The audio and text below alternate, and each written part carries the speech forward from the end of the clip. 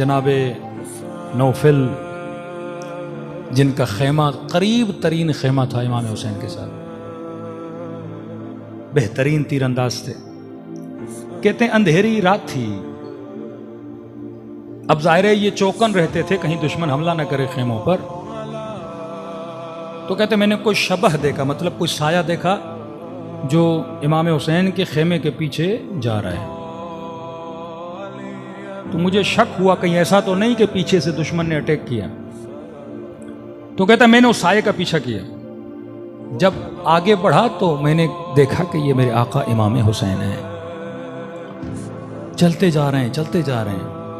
اب کہتا یہ نہیں کہ میں امام حسین کی کوئی جاسوسی کروں کہ مولا کہاں جا رہے ہیں، کہ حفاظت کی نیت سے، کہ رات کا اندھیرا ہے، مولا اکیلے نکلے ہیں، کہیں سے دشمن اٹیک نہ کر دے۔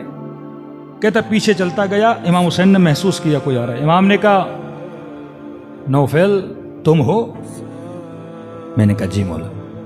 کیوں کر رہے ہو میرا پیچھا؟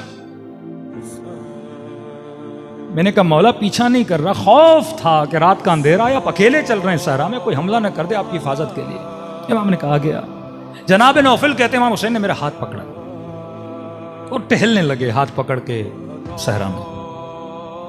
اس رات کہتے ہیں کہ چاند نکلا ہوا تھا اور اس کی روشنی نے کربلا کی زمین کو روشن کیا ہوا تھا۔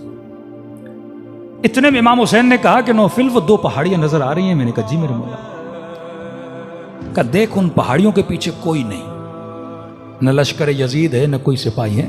کہا دیکھ اب بھی اگر چاہتے ہو نا جانا تو چلے جاؤ، پہاڑیاں نزدیک ہیں، پیچھے کوئی نہیں، وہاں سے تو چل، اب بھی جانا چاہتے ہو۔ حالانکہ امتحان لے چکے تھے خیموں میں چراغ بجھا کر، کہ شاید خیمے میں شرم آئی ہو کہ حسین کو کیسے چھوڑوں، ہاتھ پکڑا ہوا ہے، کہ اب میں خود کہہ رہا ہوں کوئی شکایت نہیں کروں گا نانا سے، کوئی شکایت نہیں کروں گا اماں سے، جانا چاہتے ہو چلے جاؤ۔ جناب نوفل کہتے ہیں مجھے اتنا دکھ ہوا، میں مولا حسین کے قدموں پہ گر پڑا،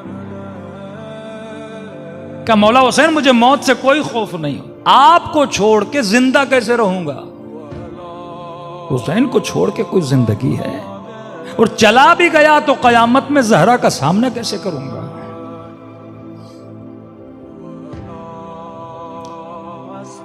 ماتھے پہ بوسہ دیا میرے مولا نے، ہاتھ پکڑا، خیموں کی طرف واپس پلٹے۔ جناب نوفل کہتے ہیں جب واپس آ رہے تھے تو خیمے کے در پہ ایک بی بی کھڑی تھیں، پتا تھا یہ سیدہ زینب کا خیمہ ہے، میں سمجھ گیا مولا کی بہن ہے۔ امام کی نگاہ جیسے بہن پہ پڑی تو میرا ہاتھ چھوڑ دیا، کہ آپ خیمے میں چلیے، میں اپنی بہن کی طرف جا رہا ہوں۔ کہ خیمے قریب تھے، امام حسین بہن کو سلام کیا اور بہن کے خیمے کے اندر چلے گئے۔ جناب نوفل کہتے ہیں ابھی خیمے کی طرف اپنی جا ہی رہا تھا، نہ خواستہ جو خیمے میں کلام ہو رہا تھا وہ میرے کانوں تک آ گیا، کہ جیسے مولا حسین بہن سے ملے تو بی بی زینب نے یہ کہا کہ حسین اپنے ساتھیوں سے مطمئن ہو، کہیں ایسا تو نہیں کہ کل تجھے چھوڑ کے چلے جائیں۔ کہتے مولا حسین نے کہا بہن زینب میں مطمئن ہوں، میرے جیسے صحابی خدا نے کسی کو نہیں دی۔ جناب نوفل کہتے ہیں سیدہ کا یہ جملہ سننا تھا کہ ابھی تک مردد ہیں ہمارے کردار سے، میں سیدھا گیا حبیب ابن مظاہر کے خیمے میں۔ حبیب نے کہا نوفلا بیٹھ، میرا چہرہ اداس، کیا ہوا ہے؟ کہ طبیعت میں مزہ نہیں حبیب۔ کا کیوں؟ کہ حبیب زہرا کی بیٹی ہم سے مطمئن نہیں ہے، حبیب کچھ کر زہرا کی بیٹی کو مطمئن کرنا ہے کہ ہم کل حسین کو چھوڑ کے کہیں نہیں جائیں گے، یہ بچے پریشان ہیں، یہ بیبیاں پریشان ہیں۔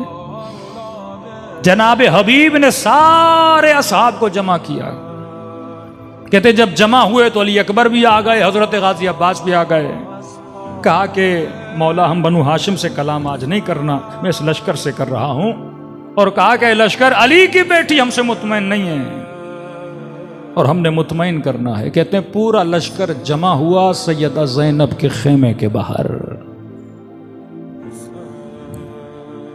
اور بلند بلند آواز میں کہنے لگے کہ سیدہ کی بیٹی ہم مر جائیں گے، کٹ جائیں گے، حسین پہ آنچ نہیں آنے دیں گے، جب تک ہم زندہ ہیں حسین کو کچھ بھی نہیں ہو سکتا۔ کہتے اس وقت سیدہ زینب نے ان تمام اصحاب کے لیے دعا کے لیے ہاتھوں کو بلند کیا، کہا میں زینب وعدہ دیتی ہوں حوض کوثر پہ نانا کو کہوں گی اپنے ہاتھوں سے تم سب کو پانی پلائیں۔ میرا کام ہے کہ اپنے امام کو مطمئن کروں اپنی زبان سے اور اپنے کردار سے۔